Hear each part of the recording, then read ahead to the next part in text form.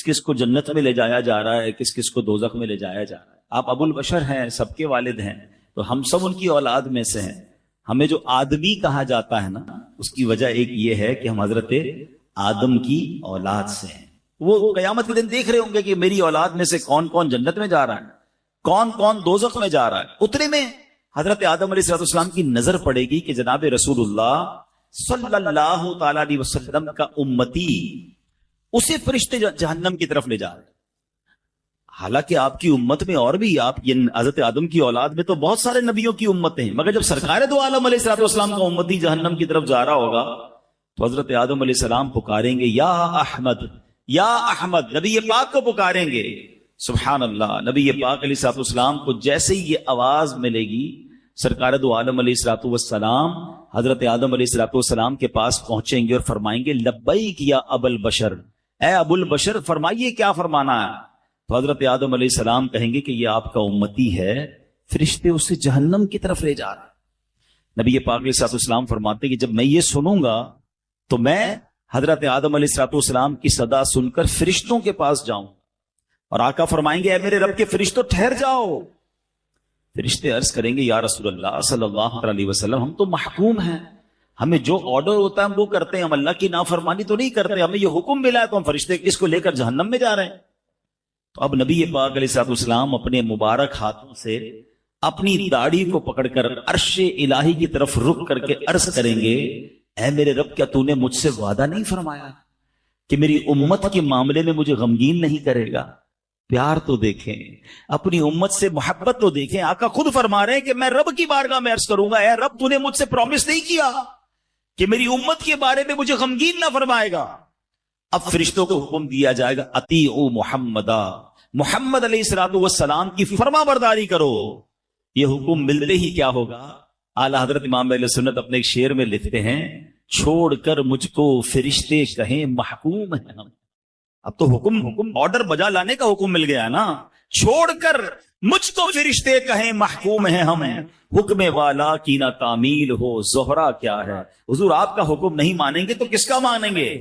اب نبی پاک فرمائیں گے کہ اس بندے کو پھر میزان عمل پر لاؤ. اعمال تولے گئے ہوں گے, رزلٹ اناؤنس ہو گیا ہوگا, گناہ زیادہ ہوں گے, جہنم میں جانے کا فیصلہ ہو گیا ہوگا, مگر آقا فرمائیں گے پھر میزان پر لاؤ, پھر اس کی اعمال تولو.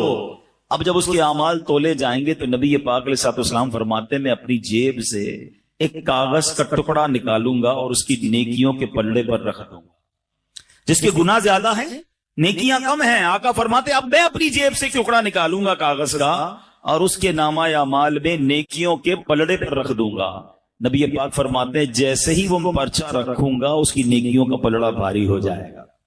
اچھا, اب جیسے ہی یہ سارا کچھ منظر ہوگا تو محشر میں ایک شور برپا ہو جائے گا, کامیاب ہو گیا, نیکیوں کا پلڑا بھاری ہو گیا, اب اسے جنت میں لے جاؤ. سبحان اللہ, اسی کلام کا شعر ہے نا, صدقے اس رحم کے اس سایہ دامن پہ نثار, صدقے اس رحم کے اس سایہ دامن پہ نثار, اپنے بندے کو مصیبت سے بچایا کیا. اچھا, اب یہ سارا ماجرا تو ہو جائے گا, مگر کمال یہ ہے کہ جس بندے کا یہ معاملہ ہوگا نا وہ نہیں پہچانا ہوگا ابھی تک کہ یہ ہے کون سی ہستی جنہوں نے میرا اس مصیبت میں ساتھ دیا. آرڈر ہو چکا ہے, جہنم فرشتے لے جا رہے ہیں, انہوں نے آ کر انٹرسپٹ کیا, میری نیکیوں کا پلڑا بھاری کیا, میرا جنت کا آرڈر نکل آیا. اب وہ فرشتے جب جنت کی طرف لے جائیں گے نا, کہ اگر رکو تو صحیح, مجھے پہلے ان سے ملنے تو دو, یہ ہے کتنی پیاری ہستی, اس مصیبت میں میرے کام آئے ہیں. سرکار دو عالم علیہ السلام کی بارگاہ میں حاضر ہو کر وہ شخص عرض کرے گا میرے ماں باپ آپ پر قربان, آپ کا چہرہ کتنا نورانی ہے, آپ کتنے حسین ہیں, آپ کیسے اعلیٰ اخلاق والے ہیں, آپ نے میرے آنسوؤں پر رحم کھایا ہے, میرے گناہ معاف کروائے ہیں. حضور اپنا تعارف تو کروائیے, آپ کون ہیں؟ اللہ اکبر. سرکار دو عالم علیہ السلام فرماتے ہیں میں اسے جواب دوں گا میں تیرا نبی محمد صلی اللہ تعالی علیہ وسلم ہوں, اور یہ وہ تیرا درود پاک ہے جو تو نے مجھ پر پڑھا تھا, میں نے آج ہی کے دن کے لیے تمہارے لیے سیو کر کے رکھا ہوا تھا. اللہ اکبر, اللہ اکبر. دو باتیں سیکھنے کو مل رہی ہیں اس حدیث میں. ایک کہ درود پاک کتنی کمال کی چیز ہے, یہ نیکیوں کا پلڑا بھاری بنانے والا عمل ہے, یہ اللہ کی رضا حاصل کرنے والا عمل ہے, اس سے بگڑے کام سنور جاتے ہیں. مگر انفارچونیٹلی پرابلم یہ ہے کون سا ایسا بیان ہے، کون سی ایسی محفل ہے جس میں درود پاک کے فضائل بیان نہیں ہوتے؟ مگر اگر ہم دیکھیں تو یہاں بہت بڑی تعداد جو ہے پورا پورا دن گزر جاتا ہے، ایک بار بھی درود نہیں پڑھتے ہیں، حالانکہ یہ کثرت سے پڑھنے والا وظیفہ ہے۔ اگر میں یہاں سے پوچھنا شروع کروں تو سب کا کوئی نہ کوئی پرابلم ہوگا، کوئی بیمار بیٹھا ہوگا، کوئی قرضے میں ہوگا، کوئی کسی ڈیفیکلٹی، کوئی کس پرابلم۔ سچی بات بتاؤں، ہر درد کی دوا ہے صلی علی محمد، ہر درد کی دوا ہے صلی علی محمد، تعویذ ہر بلا ہے صلی علی محمد صلی اللہ علیہ وسلم، مگر پڑھتے نہیں ہیں، سوشل میڈیا پر گھنٹوں گزارتے ہیں۔ پلیز آپ کر کے دیکھیں ایک بار، اب کسی بھی پرابلم میں نا ایک بار کر کے دیکھیں، آپ کثرت سے درود پاک پڑھنا شروع کر دیں، اپنی آنکھوں سے اپنی مصیبتیں حل ہوتے ہوئے دیکھیں گے، آپ کے شولڈر سے برڈن ریلیز ہوتے ہوئے آپ دیکھیں گے، آپ کے دماغ پر اگر کوئی ٹینشن ہے آپ اس پہ ریلیف ہوتا ہوا خود اپنی آنکھوں سے دیکھیں گے، آپ روزی میں برکت دیکھیں گے۔ یہ میں نہیں کہہ رہا، یہ نبی پاک کے فرمان ہیں، انہوں نے وعدے فرمائے ہیں، انہوں نے یہ حدیثیں ارشاد فرمائی ہیں، لیکن ہم نہ جانے کیوں درود پاک میں اس طرح انوالو نہیں ہوتے۔ اور پھر قیامت کے دن انشاءاللہ، یہ ایک حدیث نہیں ہے، کئی حدیثوں کو اگر آپ پڑھیں، سرکار دو عالم علیہ السلام فرماتے تھے تم میں سے میرے سب سے زیادہ نزدیک قیامت کے دن وہ ہوگا جس نے مجھ پر سب سے زیادہ درود پڑھے ہوئے۔ میرے حوض کوثر پر کچھ لوگ آئیں گے، حدیثوں کو خلاصہ پیش کر رہا ہوں، جن کو میں کثرت درود کی وجہ سے پہچان لوں گا، پیارے آقا انہیں پہچان لیں گے۔ نبی پاک کہیں فرما رہے ہیں کہ میں اپنے ساتھ جنت میں لے جاؤں گا جو درود پاک کثرت سے پڑھنے والے ہوں گے، تو کیوں نہ ہم درود پاک کثرت سے پڑھیں؟ تو اے میرے پیارے اسلامی بھائیوں، پہلی نیت تو آج کے اجتماع میں یہ کرنے کہ انشاءاللہ اب روزانہ کثرت سے درود پاک پڑھیں گے۔ ایک بار محبت کے ساتھ پڑھ لے، صلو علی الحبیب صلی اللہ تعالی علی محمد صلی اللہ علیہ وسلم۔ اس حدیث سے ایک اور جو خوبصورت بات سیکھنے کو ملی کہ سرکار دو عالم علیہ الصلوۃ والسلام قیامت کے دن کس طرح اپنے امتیوں کی شفاعت فرمائیں گے، کس طرح تلاش کر کر کے گناہ گاروں کی بخشش کروائیں گے، یعنی کتنا پیار ہے انہیں کہ اس دن جب ساری دنیا کے لوگ جمع ہوں گے، سرکار دو عالم علیہ الصلوۃ والسلام کو اپنے امتیوں کا خیال ہوگا۔ نبی پاک کے بہت سارے کمالات، بہت سارے اوصاف ہم نے سنے ہیں، مگر آج پرٹیکولرلی شفاعت مصطفیٰ صلی اللہ علیہ وسلم، یہ کتنا بڑا انعام ہے اس امت پر، یہ نبی پاک پر بھی انعام ہے کہ ان کو قیامت کے دن کیسی عزت کا مقام عطا کیا جائے گا، ہم سنیں گے آگے بیان میں۔ اور پھر ہم گناہگاروں پر یہ کتنا بڑا احسان ہے کہ ہم اس نبی علیہ الصلوۃ والسلام کے امتی ہیں جن کو رب نے مقام محمود عطا فرمایا، جو شفاعت کبریٰ فرمائیں گے۔ آج سنتے جائیے اور ایمان تازہ کیجئے، اپنی محبت میں اور اضافہ کیجئے، اور آخر میں انشاءاللہ بیان کے میں یہ بھی بتاؤں گا کہ وہ کون سے اعمال ہیں، اگر اس کو ہم اپنا لیں تو انشاءاللہ شفاعت کے حقدار ٹھہر جائیں گے، انشاءاللہ نبی پاک کی شفاعت ملنا مزید آسان ہو جائے گی۔ اب ذرا سنیے گا، حضرت حرب بن سریج رحمت اللہ تعالی علیہ فرماتے کہ ایک مرتبہ امام زین العابدین رضی اللہ تعالیٰ عنہ کے شہزادے امام محمد رحمت اللہ تعالی علیہ کی میں خدمت میں حاضر ہوا اور میں نے عرض کی، آل رسول ہیں امام زین العابدین کے صاحبزادے امام محمد، کہ اے پیارے امام، عراق کے لوگ کہتے ہیں کہ قیامت میں نبی پاک علیہ السلام شفاعت فرمائیں گے، ذرا یہ فرمائیے کیا یہ شفاعت حق ہے؟ سوال کیا ان سے، تو حضرت امام محمد کیا کہتے ہیں، خدا کی قسم شفاعت حق ہے۔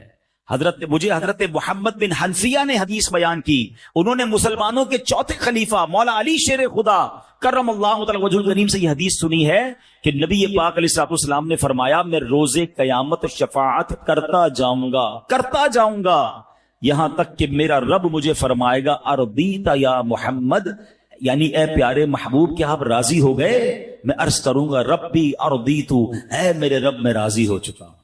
سبحان اللہ، یعنی نبی پاک کی رضا اللہ کو محبوب ہوگی، اور سبحان اللہ پھر آگے جو کمال کا جملہ ارشاد فرمایا نا، یہ سمجھیے اس بیان کا عطر ہے، اگر آپ اس کو اس ٹیسٹ کو لے لیں گے نا آپ کی روح بھی آج خوش ہو جائے گی۔ حضرت حرب بن سریج فرماتے ہیں کہ امام محمد نے یہ حدیث شریف سنانے کے بعد فرمایا، اے اہل عراق، کیا تم یہ سمجھتے ہو کہ قرآن کریم میں سب سے زیادہ امید دلانے والی یہ آیت ہے؟ اگر میں اب آپ سب سے سوال کروں کہ قرآن کی وہ کون سی آیت ہے جو سب سے زیادہ امید دلاتی ہے، تو جنہوں نے کچھ قرآن ترجمے سے پڑھا ہے 99% وہ یہ جواب دیں گے کہ ایک آیت ہے جو گناہ گاروں کے لیے بڑی امید والی ہے، وہ کون سی ہے؟ لا تقنطوا من رحمت اللہ۔ اللہ فرماتا ہے اللہ کی رحمت سے مایوس نہ ہونا، بڑی امید ہے نا اس نے۔ مگر امام محمد کیا فرماتے ہیں؟ کہتے نہیں، ہمارے نزدیک یہ نئی آیت نہیں ہے، بلکہ ہم تمام اہل بیت کا یہ متفقہ فیصلہ کہ سب سے زیادہ امید دلانے والی قرآن کی آیت یہ ہے جس میں رب نے ارشاد فرمایا وَلَسَوْفَ يُعْطِيكَ رَبُّكَ فَتَرْضَىٰ، اے محبوب ہم قریب تمہیں اتنا عطا فرمائیں گے کہ تم راضی ہو جاؤ گے۔ اچھا بڑی کمال کی بات ہے، اس میں تو سرکار دو عالم علیہ السلام کو عطا کیا جا رہا ہے نا، اس میں ہمیں کیوں خوش ہونا ہے؟ امت کے لیے کیا انعام ہے؟ اللہ اپنے حبیب سے فرما رہا ہے وَلَسَوْفَ يُعْطِيكَ رَبُّكَ فَتَرْضَىٰ، اے محبوب ہم قریب تمہیں اتنا عطا فرمائیں گے کہ تم راضی ہو جاؤ گے۔ آپ کو پتہ ہے نبی پاک پر جب یہ آیت نازل ہوئی تو سرکار دو عالم علیہ السلام نے کیا فرمایا؟ آقا علیہ السلام نے اس سے فرمایا جب تک میرا ایک بھی امتی جہنم میں ہوا میں راضی نہیں ہوں گا۔ کہتے یہ آیت سب سے زیادہ امید دلانے والی ہے کہ رب نے اپنے حبیب کو راضی کرنے کا وعدہ فرمایا، اور حبیب پاک نے اپنی امت سے کیا وعدہ کر لیا کہ میں راضی نہیں ہوں گا جب تک میرا ایک ایک امتی جہنم سے باہر نہ نکال لوں۔ اے میرے پیارے اسلامی بھائیوں، اب ذرا غور کیجئے، دنیا میں اگر ہمیں کسی کو بلینک چیک دے دیا جائے کہ مانگی کیا مانگنا ہے، آفر کوئی کرے کہ بتاؤ کیا چاہیے، تو ہمیں تو شاید اپنے ہی لوگ یاد آئیں گے، اپنے گھر والے یاد آئیں گے، اپنے فیوچر پلانز یاد آئیں گے۔ اللہ نے گویا نبی پاک کو اس آیت میں بلینک چیک عطا فرمایا وَلَسَوْفَ يُعْطِيكَ رَبُّكَ فَتَرْضَىٰ، اے محبوب ان قریب تمہارا رب تمہیں اتنا دے گا کہ تم راضی ہو جاؤ گے۔ آقا اپنے لیے مانگتے، اپنی آل کے لیے، اپنی فیملی کے لیے۔ اے امتیوں ہم سے کتنا پیار ہے، جب تک ایک بھی امتی جہنم میں ہوگا میں رب سے راضی نہیں ہوں گا، یعنی میں اس کو جہنم سے نکال لوں گا۔ اے میرے پیارے اسلامی بھائیوں، شفاعت کے بارے میں عقیدہ کیا ہونا چاہیے یہ بڑا ضروری ہے، اپنا بلیف سمجھ لیں۔ ایز اے مسلم ہمارا شفاعت کے بارے میں ہمارا عقیدہ کیا ہونا چاہیے؟ یاد رکھیے کہ ہمارے پیارے آقا علیہ الصلوۃ والسلام قیامت کے دن شفاعت فرمائیں گے، آپ کی شفاعت قبول کی جائے گی، اس کا عقیدہ رکھنا یہ واجب ہے، ٹھیک ہے؟ شفاعت مصطفیٰ کا انکار کفر ہے۔ کیوں کفر ہے؟ کہ شفاعت کا جو انکاری ہے وہ قرآن کی آیتوں کا انکاری ہے، وہ حدیثوں کا انکاری ہے، کیونکہ قرآن میں واضح طور پر محبوب پاک کی شفاعت کا بیان ہے۔ اب میں چند قرآن پاک کی آیتیں اور چند حدیثیں بیان کرتا ہوں کہ کہاں کہاں نبی پاک کی شفاعت کا بیان ہے۔ ایک تو یہی آیت وَلَسَوْفَ يُعْطِيكَ رَبُّكَ فَتَرْضَىٰ، اے محبوب ان قریب تمہارا رب تمہیں اتنا دے گا کہ تم راضی ہو جاؤ گے۔ اور نبی پاک کا یہ فرمانا کہ جب تک ایک امتی بھی جہنم میں ہوا میں راضی نہ ہوں گا، یہ پہلی آیت۔ اب دوسری سنیے، اللہ کریم ارشاد فرماتا ہے 26ویں پارے میں سورہ محمد آیت نمبر 19، ارشاد ہوا وَاسْتَغْفِرْ لِذَنبِكَ وَلِلْمُؤْمِنِينَ وَالْمُؤْمِنَاتِ، آسان ترجمہ قرآن کنز العرفان، اور اے حبیب اپنے خاص غلاموں اور عام مسلمان مردوں اور عورتوں کے گناہوں کی معافی مانگو۔ اب ذرا غور کیجئے، معاف کرنے والا کون ہے؟ رب ہے۔ جس نے معاف کرنا ہے وہ خود ہی نبی پاک کو کیا فرما رہا ہے کہ اپنی امت کے لیے مجھ سے استغفار کر لو تاکہ میں ان سب کی بخشش فرما دوں۔ اب بتائیے کیا نبی پاک رب کا کوئی فرمان ٹال سکتے ہیں؟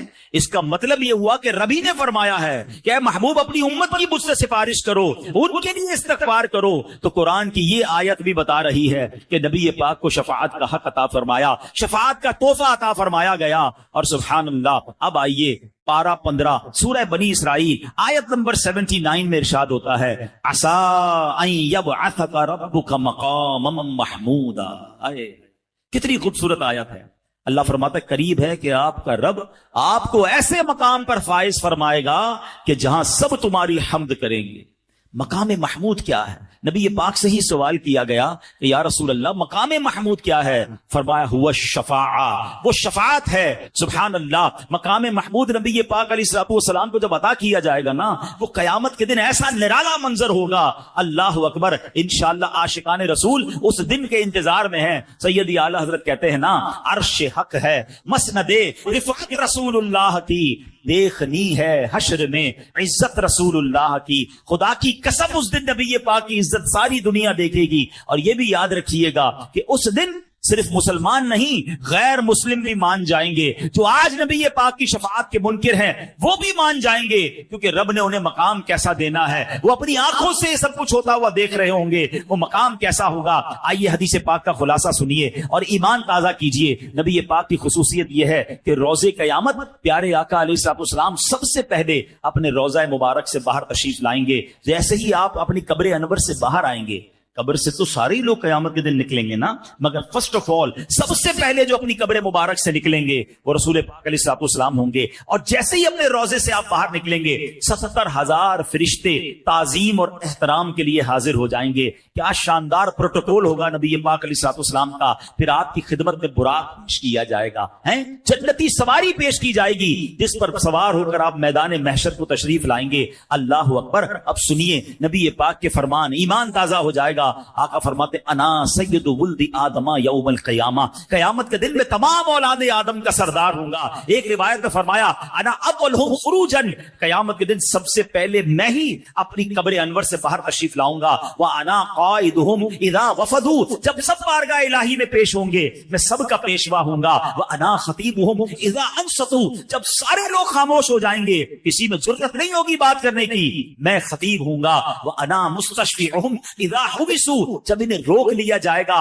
حساب شروع نہیں ہو رہا ہوگا میں ان کی شفاعت کروں گا. وانا مبشرہم اذا انسوا، جب سب مایوس ہوں گے میں انہیں خوشخبری سناؤں گا. الکرامۃ والمفاتیح یومئذ بیدی، اس دن بزرگی اور عزت بھی میری ہوگی اور جنت کی چابیاں بھی میرے ہاتھ میں ہوں گی. وانا اکرم ولد آدم علی ربی، اور میرے رب کریم کی بارگاہ میں تمام اولاد آدم سے بڑھ کر میری عزت ہوگی. فرمایا اس روز 1000 خادم میرے گرد اس طرح ہوں گے جیسے بکھرے ہوئے موتی ہوتے ہیں. حدیث پاک میں فرمایا بیدی لواء الحمد، قیامت کے دن حمد کا پرچم میرے ہاتھ میں ہوگا. تحت آدم ومن دونہ، حضرت آدم اور ان کی اولاد میں جو ہیں سب کے سب میرے اس پرچم کے نیچے ہوں گے. اللہ اکبر. اب ذرا غور کیجئے اللہ نے کیسا مقام عطا فرمایا ہوگا. یاد رکھیے جب یہ مقام محمود دیکھیں گے اپنے کو اپنے پرائے بھی مانیں گے، مگر اس دن کا ماننا کام نہ آئے گا کہ اس دن تو وہ دیکھ کر مانیں گے نا. ارے ماننا آج ہے، عزت آج کرنی ہے، عقیدہ آج مضبوط کرنا ہے. یہی بات تو سیدی اعلی حضرت لکھتے ہیں کہ آج لے ان کی پناہ، آج مدد مانگ ان سے، آج لے ان کی پناہ، آج مدد مانگ ان سے. پھر نہ مانیں گے قیامت میں. اگر مان گیا قیامت میں تو غیر مسلم بھی مان جائیں گے جب ایسا مقام دیکھیں گے. اب تصور کیجئے وہ کیسا دن ہوگا. زمین تانبے کی ہوگی، لوگ اپنے پسینے میں ڈبکیاں کھا رہے ہوں گے، انتظار ہوگا کہ ختم نہیں ہو رہا ہوگا. کبھی گرمی کے اندر ہمیں کوئی 5-10 منٹ باہر کھڑا کر دے اور کہے جناب 10 منٹ رکیے اور 10 منٹ بعد آئیے گا، وہ 10 منٹ نہیں کٹتے ہیں کیونکہ پسینے سے بندہ شرابور ہو جاتا ہے، بندہ فوراً کوئی سایہ ڈھونڈتا ہے. مگر اس دن اللہ کے عرش کے سوا کوئی سایہ نہ ہوگا. اب کیا ہوگا جب بہت گرمی لگے گی، بہت ٹائم گزر جائے گا تو اہل محشر آپس میں مشورہ کریں گے کہ کچھ تو کرو، کسی سے تو بات کرو، حساب کتاب ہی شروع ہو جائے. کھڑے کھڑے جناب گرمی میں سارے تھک گئے. اب جناب سب مل کر حضرت آدم علیہ السلام کے پاس جائیں گے. جب حضرت آدم کے پاس جائیں گے نا تو جا کر کہیں گے اے ابو البشر، آپ سب سے پہلے دنیا میں آیا ہیں، آپ اللہ کی بارگاہ میں سفارش کریں اور ہمارے اس مصیبت سے ہماری نجات دلائیں. کیا ہوگا؟ حضرت آدم کہیں گے نفسی نفسی اذهبوا الی غیری، آج جیسا رب نے غضب کیا ہے پہلے ایسا غضب کبھی نہ کیا ہوگا، کسی اور کے پاس جاؤ. یہ سارے محشر کے لوگ ڈھونڈتے ڈھونڈتے حضرت نوح علیہ السلام کے پاس پہنچیں گے. اے نوح، آپ آدم میں ثانی ہیں، آپ اللہ کی بارگاہ میں، آپ نجی اللہ ہیں، آپ اللہ کی بارگاہ میں ہماری سفارش کریں. آپ فرمائیں گے اذهبوا الی غیری نفسی نفسی، آج رب نے جیسا غضب کیا ایسا پہلے کبھی نہیں کیا. اہل محشر پھر تلاش کرتے ہوئے حضرت ابراہیم کے پاس آئیں گے. آپ تو خلیل